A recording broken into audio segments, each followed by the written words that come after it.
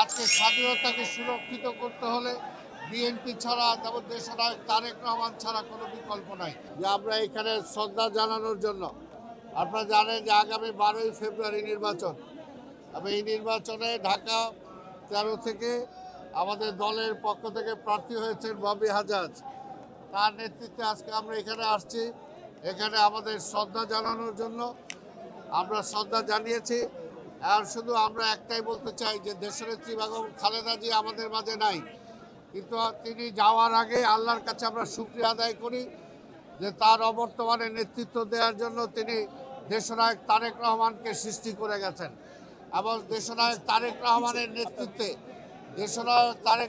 নেতৃত্বে ইনশাআল্লাহ আগামী 12 তারিখের নির্বাচনে যেমনি ঢাকা 13 থেকে ববি হাজার জিতবে, ঠিক তেমনি সারা বাংলাদেশ থেকে ধানের শীষ জয়লাভ করবে ইনশাআল্লাহ। এবং আমরা বিশ্বাস করি আগামীতে দেশনায়ক তারেক রহমানের নেতৃত্বে এই দেশের রাষ্ট্র ক্ষমতায় বিএনপি যাবে। এবং প্রত্যেকটা সংকটে যেমনি বিএনপি জনগণের পাশে ছিল, ঠিক এখনও যে সংকট আছে, যে দেশে গণতন্ত্র নাই, মানুষের মৌলিক অধিকার নাই, আজকে স্বাধীনতাকে সুরক্ষিত করতে হলে বিএনপি ছাড়া যেমন দেশনায়ক তারেক রহমান ছাড়া কোনো বিকল্প নাই।